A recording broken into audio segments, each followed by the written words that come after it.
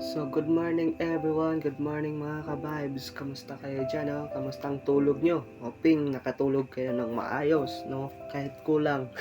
Okay lang yan, guys. Kasi it's normal. Ah, ang importante, kahit papaano makatulog po tayo kahit ilang oras lang. Kasi ang tulog ay isa po yan sa pinaka-the best na vitamins na kailangan ng ating katawan. May nabasa akong quotes, ang sabi, don't expect to get what you give. Not everyone has a heart like you. Kung sa Tagalog pa, huwag mong asahang matatanggap mo ang parehong ibinigay mo.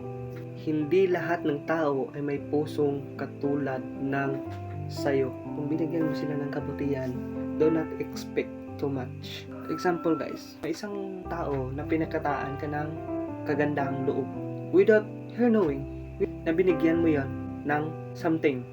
Akala mo may gusto siya sa'yo.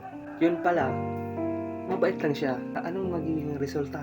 Maybe masaktan ka, pinakitaan ka lang ng kabutihan, kabaitan, inaakala mo na may gusto na siya sa'yo. Di ba ka-worse?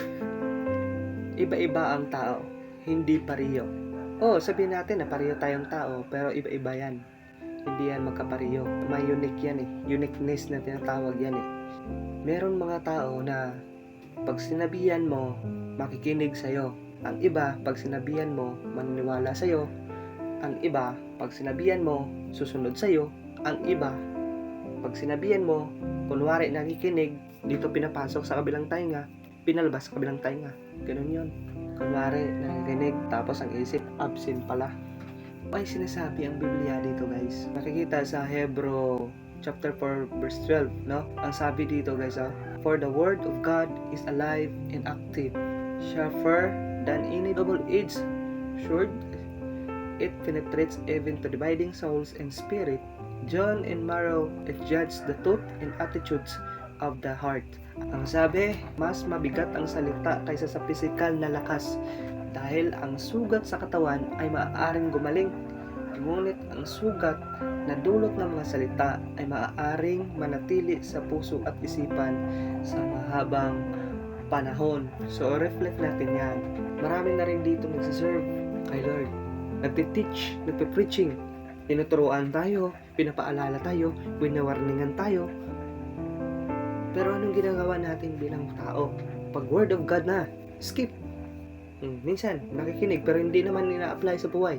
Ang minsan, pumapasok sa simbahan, ang focus hindi naman worship, pakitang tao lang. O minsan, pumapasok nga sa simbahan, nagpapalakas lang sa girlfriend para sabihin ng girlfriend na ano to, religyoso to na tao, o makadiyos. Pero diskarte lang pala yun. So, bigyan ka ng trials, bigyan ka ng problema. Pag dumating ng mga problema at trials at hindi mo na makakaya, maalala mo na yun si Lord. So, pag niremind ka na ni Lord, so maalala mo na siya. Magsisisi ka, Lord, sorry.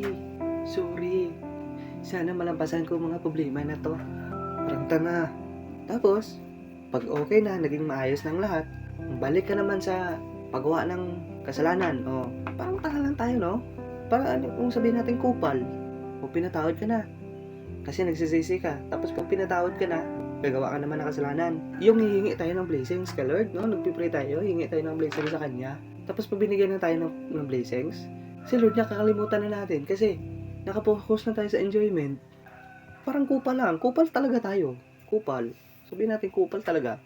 Kung pwede lang siguro sampalin ka ng Diyos, sinampal na tayong lahat. Kasi kupal talaga tayo guys. Kupal. Hingi ka. Tapos, pag binigyan ka na, hindi ka na makaalala.